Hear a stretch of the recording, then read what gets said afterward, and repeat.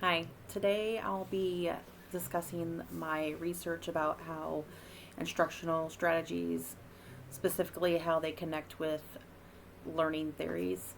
Um, I'm also going to discuss which strategies resonate with me and how I will use them in my future classroom. And I'll also discuss how they enhance student learning, student achievement, and critical thinking and engagement. So, um, some of the strategies that I'll go over are going to be teacher centered direct instruction, student centered concept alignment, inquiry based learning, cooperative learning, problem based learning, and flipped classroom.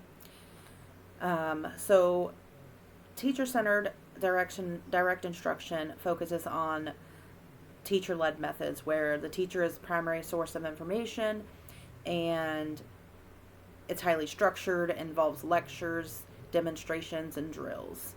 Um, so, not really a whole lot of teamwork or working with other students. It's mainly like teacher to student. While direct instruction has its benefits for delivery and content quickly and clearly, it might not engage students um, deep thinking or critical inquiry. Student centered concept alignment focuses on aligning content with students' prior knowledge and interests, making the learning more relevant and engaging. I find this approach engaging as it focuses on making learning personal and meaningful, which can increase student motivation. Student centered inquiry based learning is driven by students' curiosity. They ask questions and explore topics through hands on experience, investigation, and discovery. I believe that this approach is powerful as it encourages critical thinking and develops problem solving skills. It allows students to know how to learn um, basic essential skills, which are life skills. Um, when I talk about the student centered cooperative learning, this is where they work in small groups to solve problems or tasks, emphasizing with collaboration and peer interaction. I like that the emphasis is on teamwork and peer learning because that helps develop social and communication skills while reinforcing content understanding. Problem based learning is with where they're working on real world problems and applying the knowledge to solve them.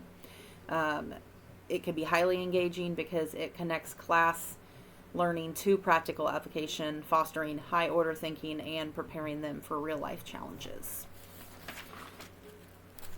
With the flipped classroom, the students learn content at home through videos and readings, and then they use class time where they're in school for interactive hands-on experience activities.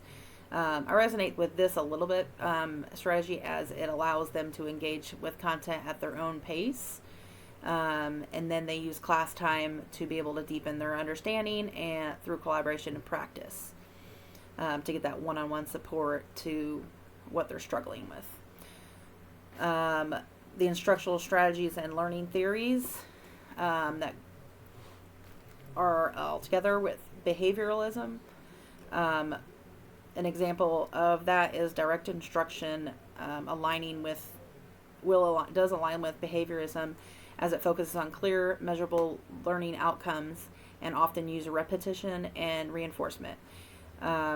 This strategy relies on the teacher's control over the learning environment and clear, kind of structured in lessons. A second example of the behaviorism theory it goes along with cooperative learning because it's positive enforcement.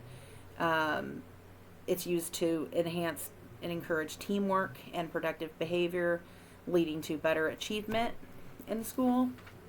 Some of the cognitivism theories have where you're doing problem-based learning.